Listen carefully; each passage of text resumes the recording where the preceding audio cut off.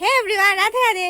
আমরা এখন যাচ্ছি, আমরা মানে আমি মা মানে আমরা সবাই ফ্যামিলি এখন আমরা যাচ্ছি কীর্তনে। আমাদের এখানে কীর্তন হচ্ছে, তো একজনের বাড়িতে কীর্তন হচ্ছে, তো আমরা সবাই মিলে যাচ্ছি কীর্তনের মধ্যে। আমরা বেরিয়ে পড়েছি রেডি হয়ে, ওরা যাচ্ছে, ওরা এই যে যাচ্ছে দেখতেই পারছো।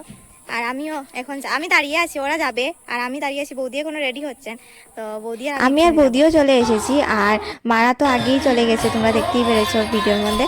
তো এখানে এসেছি, আমাদের পাড়ারই একজনের বাড়িতে কীর্তন চলছে। গান করছে যে সম্প্রদায়, এই সম্প্রদায়ের নাম হলো ভাই বোন সম্প্রদায়। ওরা ভাই বোন দুজনই কীর্তন করে। তো ভাই তো এখন কীর্তন করছে দাঁড়িয়ে দাঁড়িয়ে, আর নিচে বোন বসে আছে দেখতে পারছো। বোনও কীর্তন করছে, বোন বসে বসে নিচে বসে গান গাইছে। তো ওরা এসেছে ধর্মনগর থেকে, ভাই বোন সম্প্রদায় ধর্মনগর।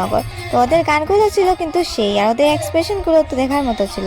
তো যাই হোক, ওদেরকে খুব ভালোই লেগেছে আমার। যেহেতু গ্রামের পুজো এসেছি, তো এখানে তো সবাইকে আমার চেনা।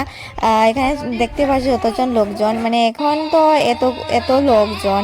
এরপরে মানে ভিডিও শেষে এখানে তো আমি অনেক সময় বসেছিলাম, তারপর অনেক লোক এসেছে। মানে কীর্তন বলে কথা, লোক না আসলে তো হবে না। অনেক লোকজন এসেছে এখানে, পাড়া পুরো 2-3 পাড়া মিলিয়ে বোধহয় চলে এসেছে।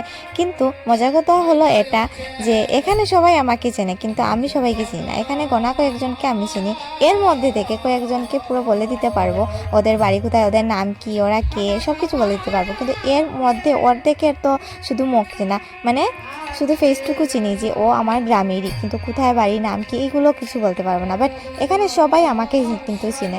মানে এখানে যাওয়ার পর সবাই মুখে দিকে দেখছে, দেখে তারপর স্মাইল করছে, হাসছে, কেউ কথা বলছে। বাট এরকমই হচ্ছে, কিন্তু আমি সবাইকে চিনি না। এখানে সবাই আমাকে চিনি, সেটাই, আর কিছু না।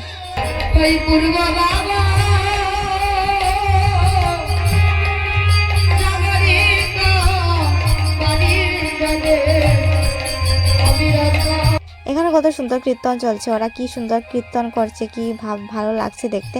সবাই মিলে কি সুন্দর মনোরমভাবে বসেছে, এখানে বসে কীর্তন এনজয় করছে।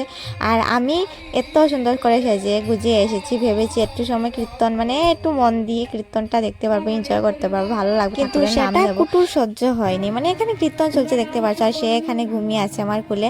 আর আমার তো হাত পুরো ভেঙে যাচ্ছে ওকে নিতে নিতে। আমি শুধু এটাই ভাবছি, এত সাউন্ডের মধ্যে, মানে এত সাউন্ডের মধ্যে ঘুমোচ্ছে কীভাবে? বাড়ির মধ্যে তো মানে ওর ঘুমিয়ে যদি থাকে, তাহলে পাশে গিয়ে যদি একটু কেউ যদি কথা বলে না, তাহলেই উঠে যায়। আর এখানের মধ্যে এত সাউন্ডের মধ্যে ঘুমিয়ে পড়েছে, মানে বুঝতে পারছি না আমি এটা কীভাবে সম্ভব, মানে কীভাবে সম্ভব।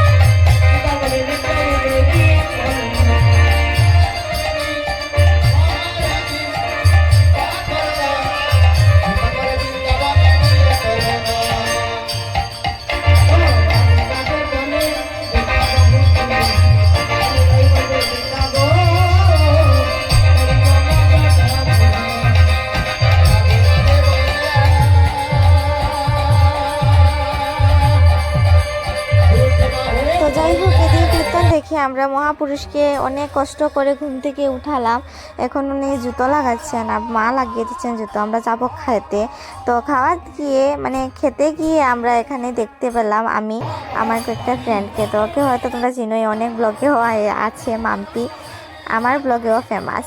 তো যাই হোক ওরা দাঁড়িয়ে আছে খাওয়া খেতে যাবে বলে, তো খেতে গিয়ে আরেকটাকে পেয়ে গেছি।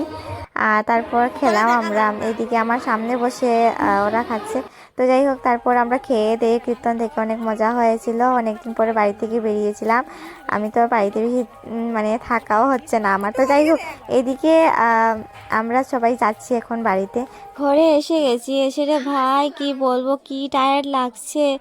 এখন বসে আছি আর আমি ব্লগ এডিট করছি, এখনও আমি অনেক টায়ার্ড। তো ঝটপট করে চেঞ্জ করে নিই, দেখা হচ্ছে নেক্সট ব্লগে। আর এটা সাবস্ক্রাইব করে দিও প্লিজ আমার চ্যানেলটা। আর টাটা বাই বাই।